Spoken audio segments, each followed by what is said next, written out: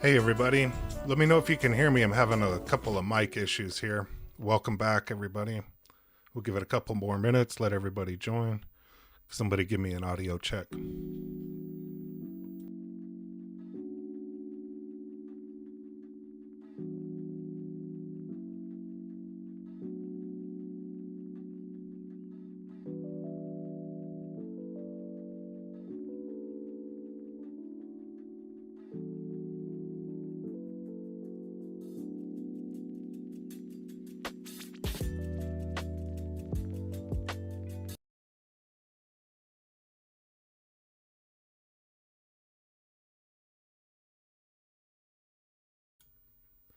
Thanks, Jack. Welcome back. Robert, Michael, Lenny, welcome back, everybody. Got our folks from the Carolinas, got our folks from Tennessee, got our folks from Florida.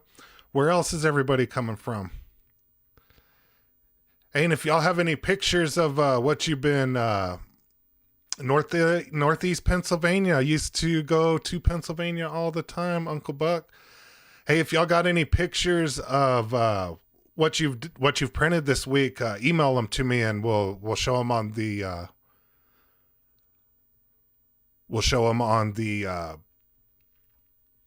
on the stream here. Robert, you don't have any voice. Hey, Michael from Dallas, Fort Worth, welcome. Dallas Cowboys are my team, so you're in a good spot there, Michael. I got a tour of their stadium, and my favorite place in there was the cheerleaders' dressing room. That was the best part. Johnny from India, what time is it over there? Is it about 8 in the morning over there, I'm guessing? Melbourne, Australia, what is it, about noon over there? Pat from Canada, Uncle Eagles. Oh, man. Where's the block button? Just kidding. I figured up in Pennsylvania there, Uncle Buck, you'd probably be an Eagles fan, so we're probably twice a year not going to be on talking terms. That's funny. Yeah, only if they were in there, that would be great. Hey, they have some good pictures. I got some good pictures that day. That's awesome.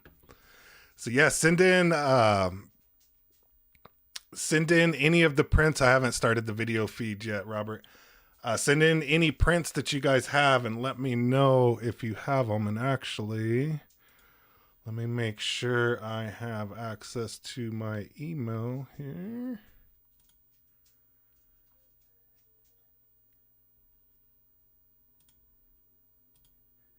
And then I'll show you what I've been working on this week.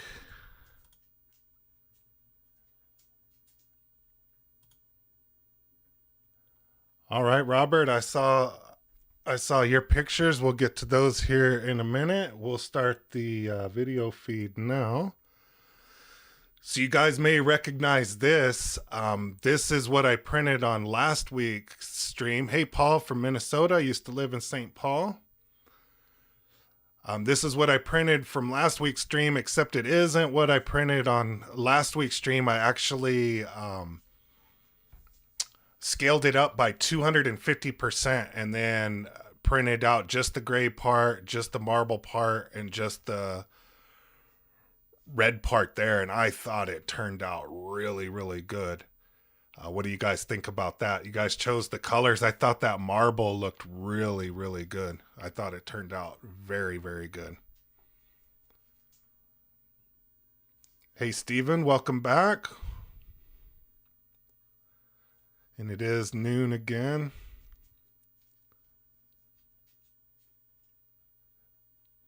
Working on an enclosure with the, what kind of door and top there, Uncle Buck? And then let's see, the other thing that I printed this week is I was out in the tool shop and I was doing out in my wood shop, and I was doing a bunch of sanding, and I have a nice Festool dust extractor thing. I have whole shop dust extraction as well, but I needed a little adapter, so I printed out a little adapter there. And then that was the last thing that I printed, was a where my dust extraction goes into the ceiling. I made some covers for that. So that's what I did this week. Let me go back over here. X1 door and top for the P1P. Oh, cool. That's really cool. Uncle Buck, send some pictures whenever you get that thing done, if it's not done already. And then let's look at Robert here. Let me download all of these real quick, Robert.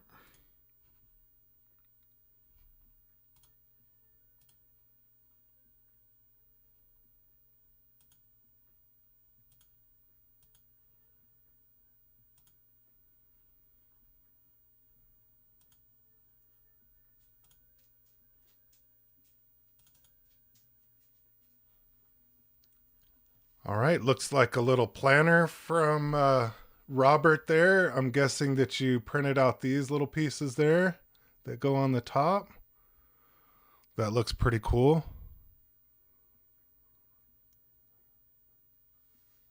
So ordered the carbon with AMS Saturday night. Printer arrived Tuesday afternoon, and then extra plates on Thursday. Yeah, you were saying last week that it would only take about 3 days. That's pretty good. On 510, it still hasn't shipped. That's funny. The whole tube is in 8 pieces. So you printed all of this. What is the white? Is it all PLA or PC, or what are the different materials there, Robert?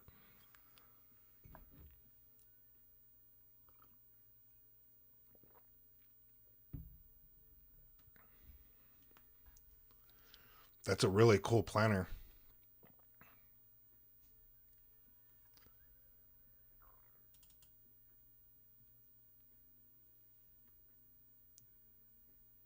PETG on the lid. It's a cool printer. Is that a little crossbow? That's awesome. I like that little thing. I like that mat that it's on too.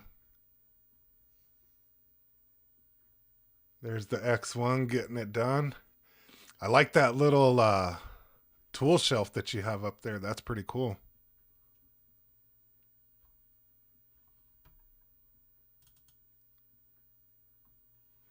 And that looks like the Hydra mod. Did you get that installed? How's it working for you? I think that's one of the.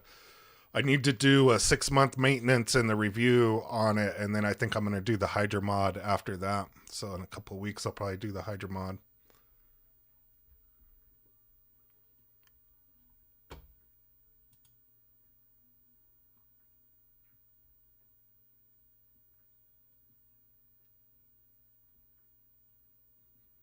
And then for those of you that weren't here last week, since we still have Steven on,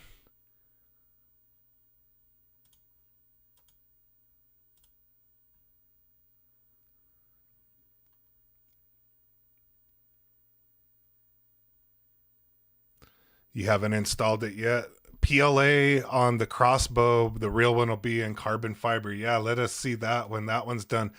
Have you guys seen the different colors of PLA carbon fiber that Bambu put out? I ordered, I think, the red one. And I was going to order the lithograph thing, but I didn't get there in time. Now I have to wait till the end of the month. But they have some different colors of the PLA CF. Look pretty cool. I think I have the red one.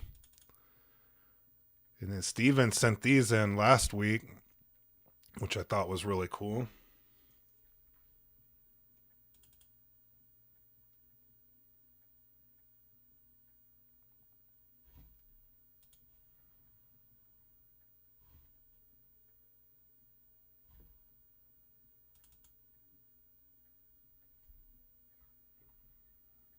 Yeah, if y'all have any pictures, send them in, or what have you guys been printing this week?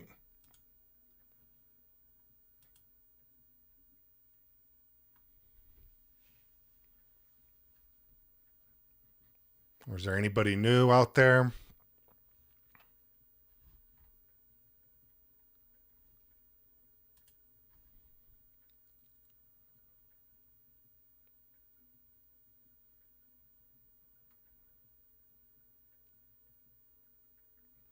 Some brackets and PETG, and then some drill guides for your brother to build a deck. That's pretty cool. The different spools to find the best one, as I have filament on spools that are too big for the AMS. Yeah, I found just a normal spool STL on printables that had there's a couple of them that are junk though, that are like solid or whatever, but there's one on printables with a bunch of holes on it that I've been printing those out, and those have been pretty good. And I've been printing those out of PC and getting a couple of extra ones of those going. And I printed one of the ones, I think it's on the one that comes on the Bambu. Junk. Don't print that one out. Piggy bank for your son, as his old one was full. Nice.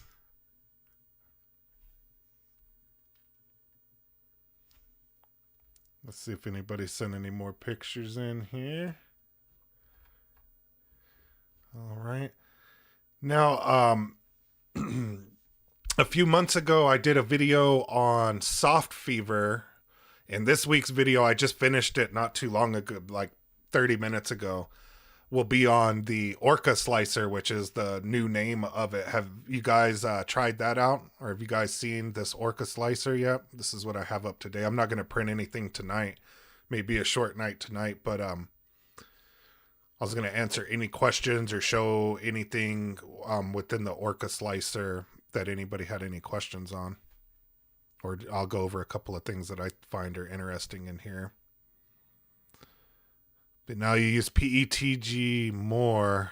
I need to store a lot better.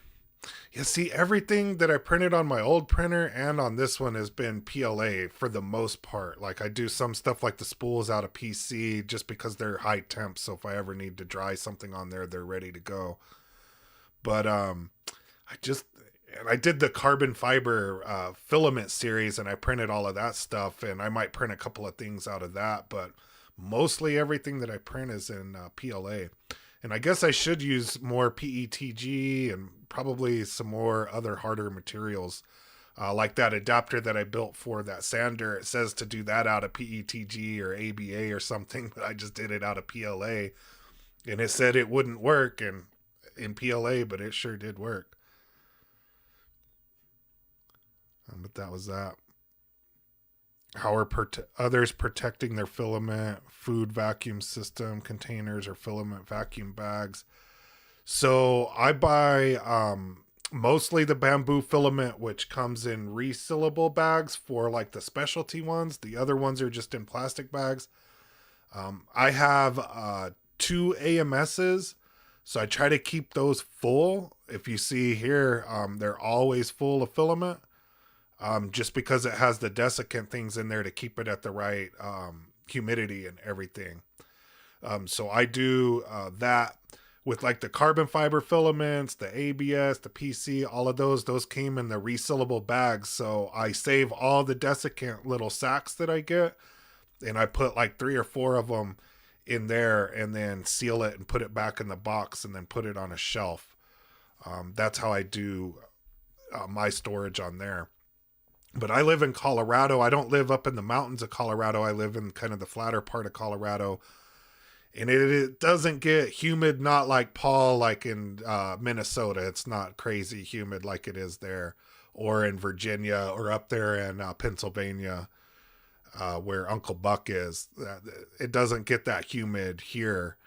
But it doesn't get super dry like where I'm from in New Mexico either. So it's kind of a good balance here. So I've been here a couple of years. I've been 3D printing here a couple of years. I haven't had any issues with my filaments.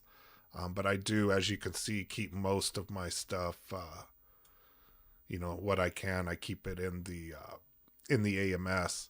And if you go in here and you hover over that, it'll show you what the humidity level is in each of the AMSs that you have. If you just hover over this little guy right here.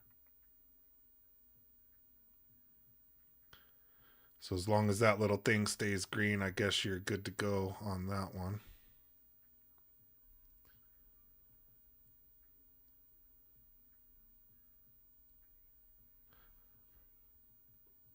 Yeah, Stephen, you were saying that it only takes about 3 days there in Australia if it's in stock, right, to get all of your stuff. So you ordered it on Saturday, got it by Tuesday, and all of the plates on Thursday. Which plates did you get? The PEI plate, high temp plate? Did you get some extra stickers for the cool plate? You don't need those right away, but I just changed the sticker on my cool plate not too long ago. So about 5 months in, you'll need that.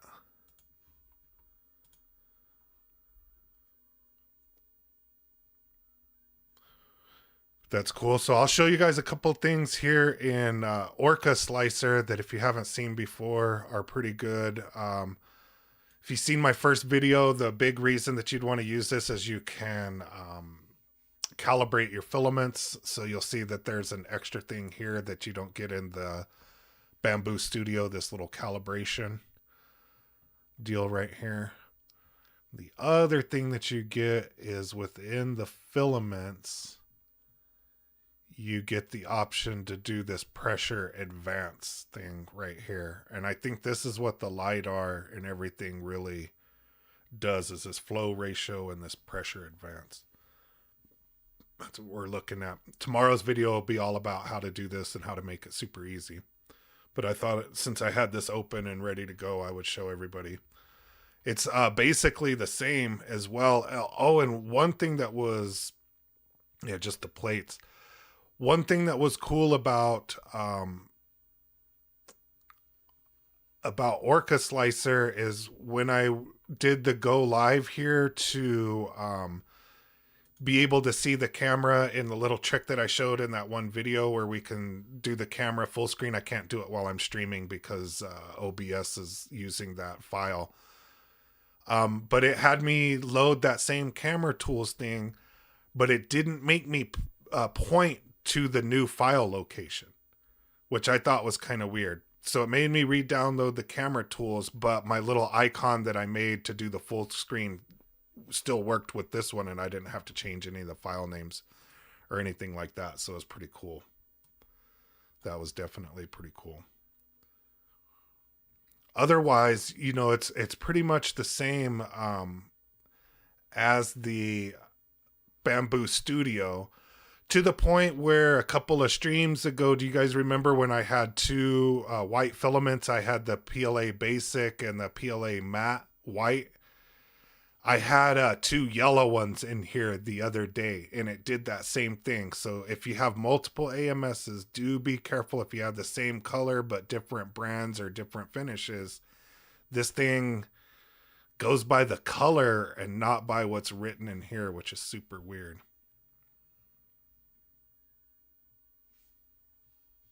I tried the top layer ironing feature on the tool. That was cool. Yeah, I need to use the top layer ironing more. I turn it off because it takes a little bit more time, and some of the stuff that I print doesn't necessarily need that ironing, but I need to use that more, Steven. It makes the top of it a lot smoother, especially for like my Baby Yodas and Mandalorians and stuff, because the head gets a little spiral thing on it. It's pretty funny when you don't do that. But yeah, I need to do the more of the layer ironing. And you'll see this has all of the same stuff. It might even have some more in here. I haven't dug deep into all of these different settings. But I am going to really try to use the Orca Slicer and start fine-tuning all of my filaments in here, even the Bambu ones. Give you a hint on after tomorrow's video if you want to tune one of these Bambu filaments to where you never have to hit flow calibration again, which is kind of the whole point of this. It's really, I think this pressure advance is the thing that you're going to have to change if you have to change it at all. But otherwise, I think it'll work. And the reason that I'm pulling out Orca Slicer is I want to use my PEI plate more. And the big thing that I had with that is there wasn't consistent prints. And I think I may have found the trick on that. So watch tomorrow's video. You'll be able to see that.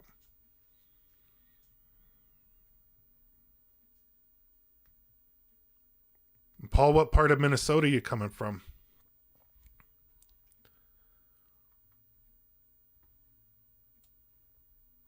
I just had some people from work from Minnesota that just came down this last week, which was pretty cool.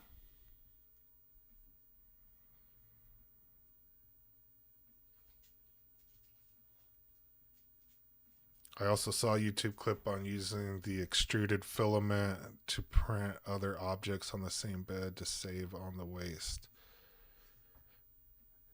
Oh yeah, yeah, yeah. Okay, Steven. So what that is, and I have watch my Snoopy video. It's super old. The one that says I printed again and again and again. That one goes into a couple of things with that. That's a really good thing to call out that I haven't talked about in a while. Let me go to where that setting is, Stephen. Thank you for bringing that one up. That's a good one to talk about.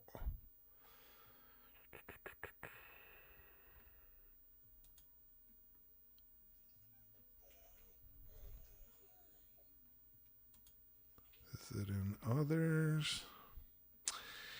Right here is where it is. Flush into object support and flush into objects infill.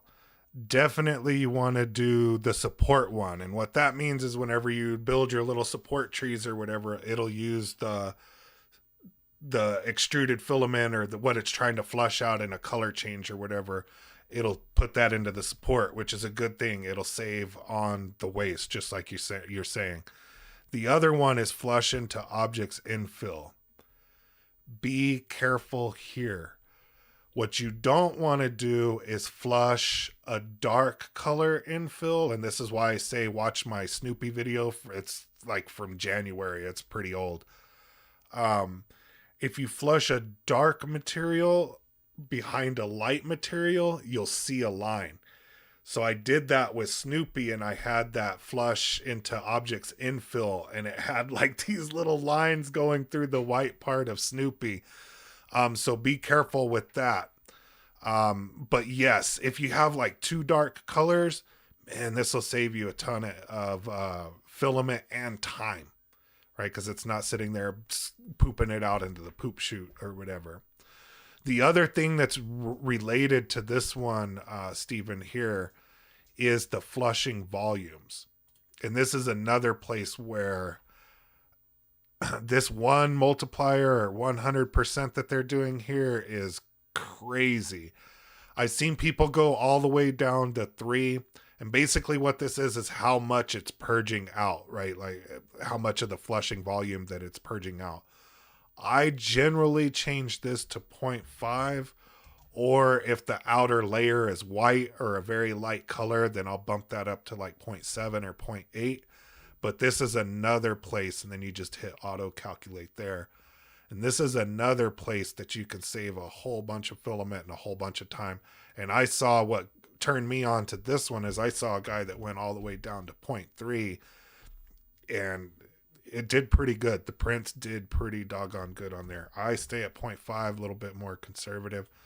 But those two things are related there, Steven. So yes, this will save a whole bunch of filament time and everything, but do be careful. Watch that video. You can laugh at me mess that up because I did it pretty good, and I had to print Snoopy about 5 times before I have the one that's up on display now. Poor Snoopy got dealt with a couple of times.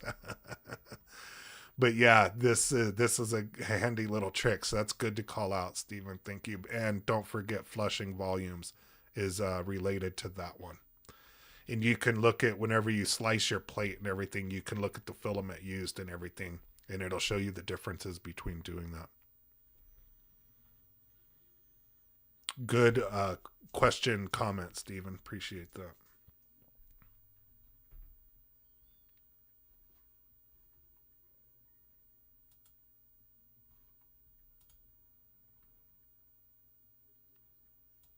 Anybody else got any questions? Has anybody else used Soft Fever or Orca Slicer? Anybody use it on a daily basis already?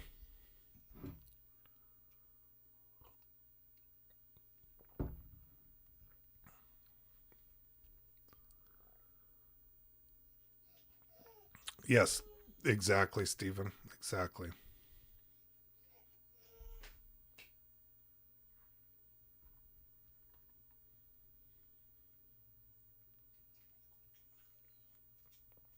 Yeah, that's the only drawback there is just watch what colors you use with that. If it's dark colors, I haven't had any issues with that. I flush it right in there. And there's no issue at all.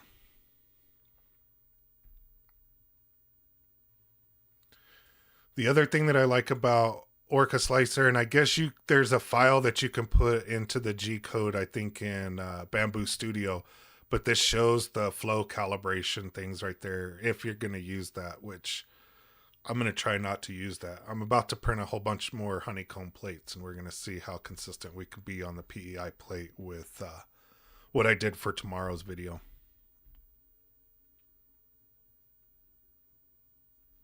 See some more people joining in. Where's everybody coming from? For those who are just joining us, I'm coming from Colorado.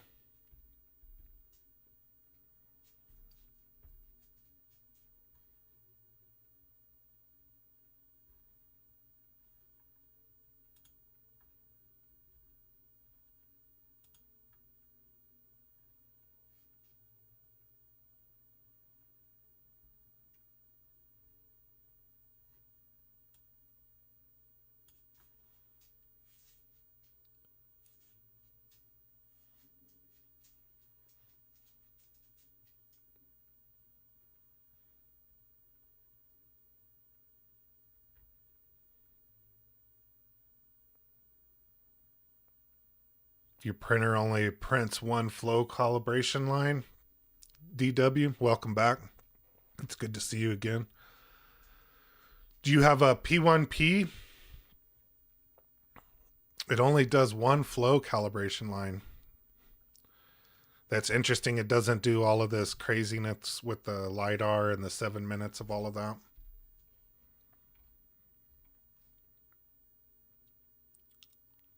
Interesting. How did you do that? Mine always does that.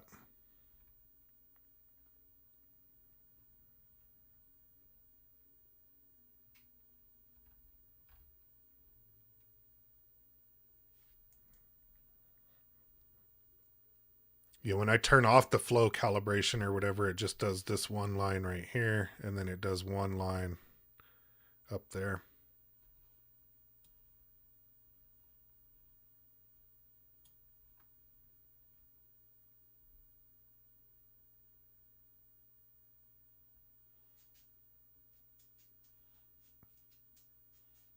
Your P1P only does 2 lines, Uncle Buck. Interesting. That's super interesting. I'd like to see what y'all's settings are for that to make it different, because mine has and always has done all of this craziness right here.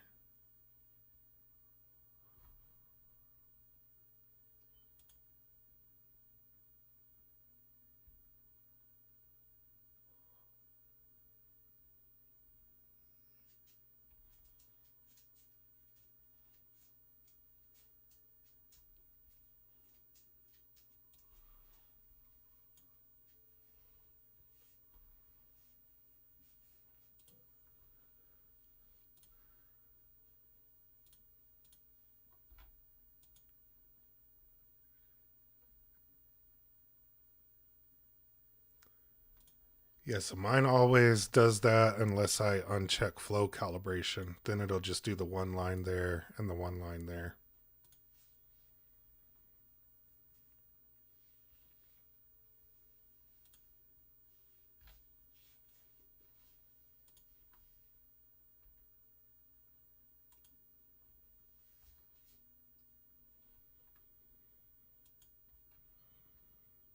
Yeah, there's got to be a setting for that somewhere.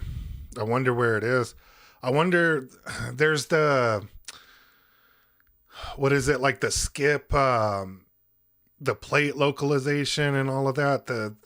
Isn't that somewhere on the little screen on the front where you can skip it looking for the sticker on the plate? I wonder if there's something in there. That's interesting. I'm going to look at that. Well, then I guess if you guys are only printing 2 lines like that, then you're not doing the flow calibration. On the P1P, I would definitely, if you don't have the cool plate, I would definitely have the flow calibration turned off that PEI plate, because it sucks for that. Uncle Buck, I'm guessing you guys just aren't doing the flow calibration, right? Whenever you hit print plate like I just did there, are you just not doing flow calibration right here? Is that the difference? Because now that I have this off, it doesn't print all this nonsense. It's just the stuff that I guess primes the nozzle or whatever. But I'm going to definitely look into that. That's interesting if it does the flow calibration with just 2 lines.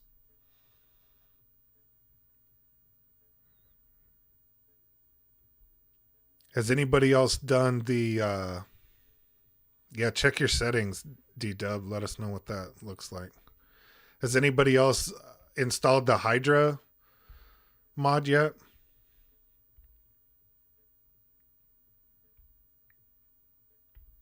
Never saw that on bed leveling.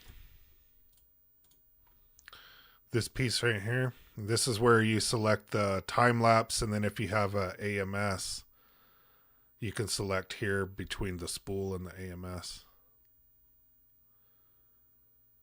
But the flow calibration is this little thing right here, and it prints it out, and you can see it. It's in different pressures, and it squirts it out, and then the LiDAR runs over it, and it's supposed to calibrate it every time, but it has an issue on the PEI texture plates with calibrating it. I could never get consistent prints when using this calibration on the PEI plate. That may be if I would imagine on the P1P that they may not have the flow calibration checked, because I believe they send that with the PEI plate.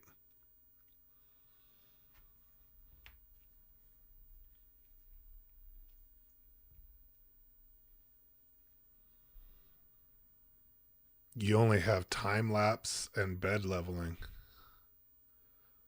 Interesting. Does a P1P not do flow calibration or what? Man, that thing doesn't do anything. Doesn't do the camera, doesn't do any of the good stuff. I was thinking about getting a P1P, but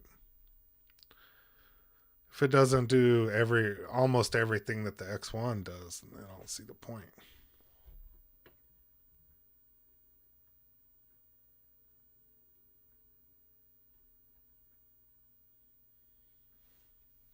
And DW, are you on a P1P as well?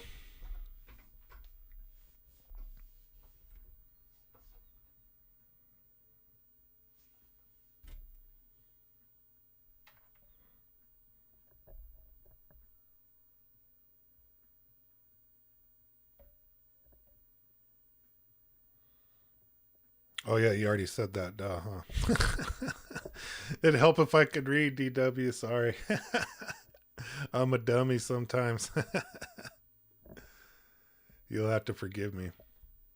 Yeah, that's a good question, Robert. Does it even have LiDAR? I thought it did. I could have swore that thing had LiDAR on it.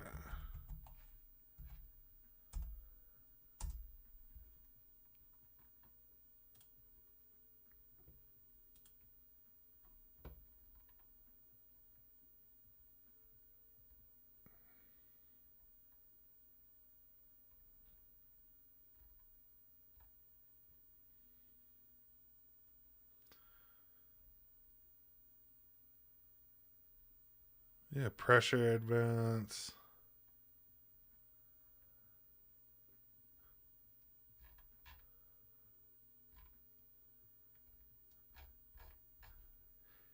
Interesting. Does that little thing have LiDAR? I don't think it has LiDAR, Robert. I think that's the question.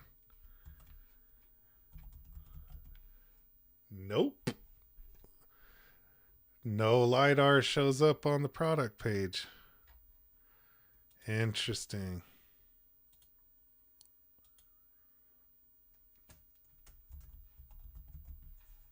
Yep, shows up big time on here. Interesting. So I guess you don't even have that on the P1P. Doesn't even have the LiDAR. Interesting.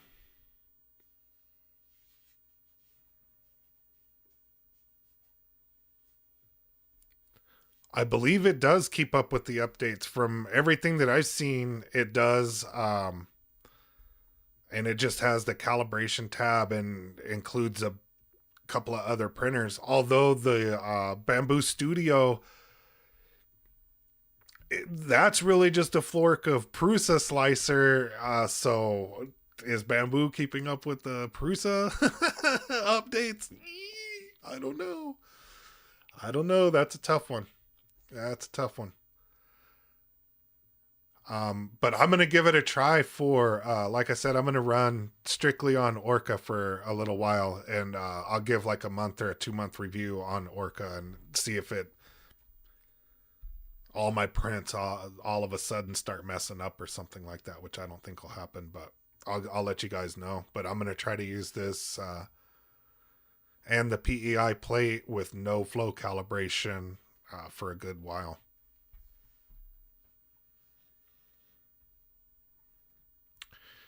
And I will say, DW, from the GitHub page on Orca Slicer, it does seem like they do a fair amount of beta testing and everything and pull it out. But again, with any software, who knows? Yeah, the X1 has problems with it because it does the this flow calibration. Uncle Buck, that's what we're talking about. If you have the PEI plate and you let it do this flow calibration, you'll get inconsistent prints, like very inconsistent prints. It made me mad. Like, I set that thing to the side and didn't print with it for a couple of months. It made me so mad because I was trying to print the honeycomb things. That's what really, and I did all of this tuning. I'll tune some more stuff and I'm going to print a bunch more of those honeycomb plates. But like, it was super inconsistent and I had to throw a bunch of honeycomb plates away and it took forever to do that. Yeah, spaghetti errors. I had all kinds of issues with using the PEI plate, but I was using just the normal Bambu Studio and doing the flow calibration and everything. Which, sneak peek on tomorrow's video, I don't think flow calibration is necessary. I think it's a marketing thing. That'll be in my 6-month update under the bad for a sneak peek on that video. It'll be under the bad. That flow calibration is garbage. Has anyone measured the power usage of the X1? I'm finding that during normal printing, it is only using about 1/10 of the rated power. Interesting. No, I haven't stuck anything on the plug to see. I would think that power rating probably has to do with the bed heating up. That's probably the thing that draws the most power out of that, if I were to guess, just because it's a really large surface. And if you're doing just PLA and everything, I think it's only 35C, so it's not getting that hot. But if you print like a lot of PC or ABS or dry a bunch of filaments where that bed is up to 80, 85 degrees, I bet the power usage would be up there towards its rating. But if you're just doing PLA with something on a cool plate or something where it doesn't have to get that hot, I don't think it's going to draw all that much power. But I haven't measured it to know for sure, but that would be my guess, Stephen. But turn that bed up to 90C and see what the power usage is on it. I bet it spikes. Running at 70C. Interesting. My power bill dropped when I shelled the Ender 3. That's pretty funny, Robert. That's pretty funny. I didn't have a noticeable difference in my power bill when I switched from the Crapality over to the X1. What's going to happen when all of our carbon fiber rods wear out? How long do you think that's going to take? I mean, if you're print farming this thing, that's probably a concern. Hobbyist like myself, I don't know. Yeah, forever. I don't know, man. That thing. They released a replacement 1 year. Interesting. Are you supposed to replace it after 1 year, or I mean, is that the recommended maintenance on it or whatever?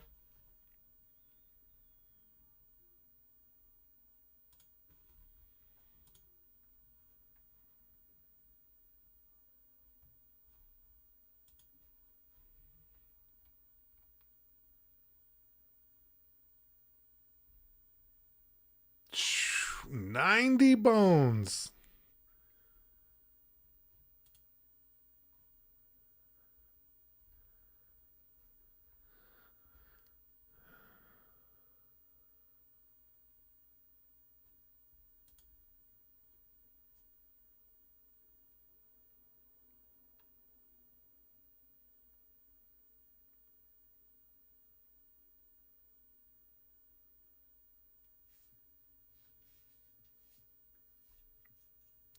Abnormal carbon rod resistance, no improvement after cleaning.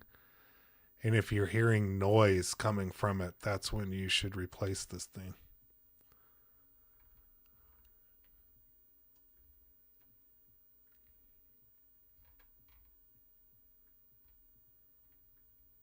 Oh boy, that looks real easy. And look at all them videos. That looks super easy. Interesting.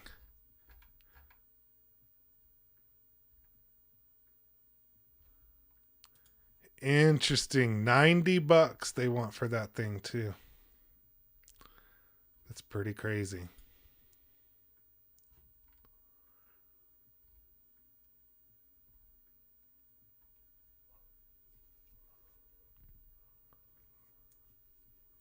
Yeah, has anybody seen or heard anybody that's broke one of those rods or had to replace it? I'm guessing since they have them for sale now, I'm guessing that some people have had to have them replaced. I'm wondering if some of the Kickstarter. Yeah, it looks like it's plug and play. Lots of plugs and lots of playing around, it looks like. You got 5 videos to change that thing. Well, it looks like you have to take it halfway apart if you looked at that thing.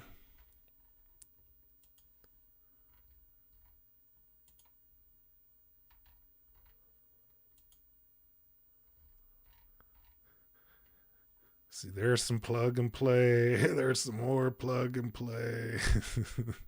Some more plug and play. Let's see, what do you have to do? Remove the right panel, remove the door, remove the layout. Yeah, you basically got to take it all the way apart. And then the XY timing belt that's all through the back there. Then you can replace it. Yeah, it looks like you need about 4 engineers to replace this thing, it looks like.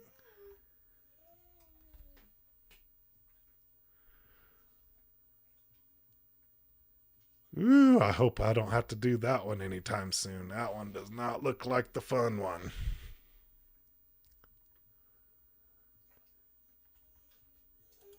Interesting. It's a 2 beer replacement. It's a 2 6-pack replacement. I would agree. You're definitely going to need some alcohol for that one. That's pretty funny. That's pretty funny. Try replacing the battery on an iPhone. Similar. Yeah, nowadays, let's see. The last battery and screen that I replaced, I think, was on an iPhone 5 or 6, and that was when you still had all the screws on the side, on the inside, and that would drop the screen out. The battery was actually not that bad. Way back in the day, you only had to remove 2 screws and then slide the back cover off, and you could replace the battery easy. The screen was a bit of a pain because you had to take the whole logic board apart to get to the screen.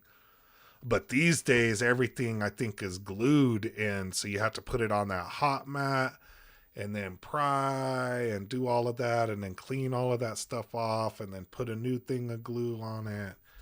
Yeah, it looks like a total pain in the butt. But haven't had to do one of those just yet. Yeah, here's this new carbon fiber filament. I got some of this red one, some of this one. Looks cool. And you can print out a fake paint bucket. Just kidding. All right, y'all. I'm run out of junk to talk about. We're at 50 minutes. We'll end this one a little bit short this week. Thanks for everybody coming back. Next week, I'll have something cool set up and ready to go for us. I appreciate everybody this week. Enjoy tomorrow's video. I'll get it uploaded on YouTube here in just a minute, and it will release tomorrow morning. Have a great weekend. Otherwise, appreciate everybody coming on, especially you guys from India, from Australia, Minnesota, Idaho, North Carolina, Pennsylvania, Tennessee, and all of that. Getting your X1C on Monday, but won't get to mess with it and get back from vacation at Panama City Beach. Yeah, good luck with that, Daniel. You'll be thinking about that thing the whole time. Hey, but yeah, Idaho. I remember D-Dub.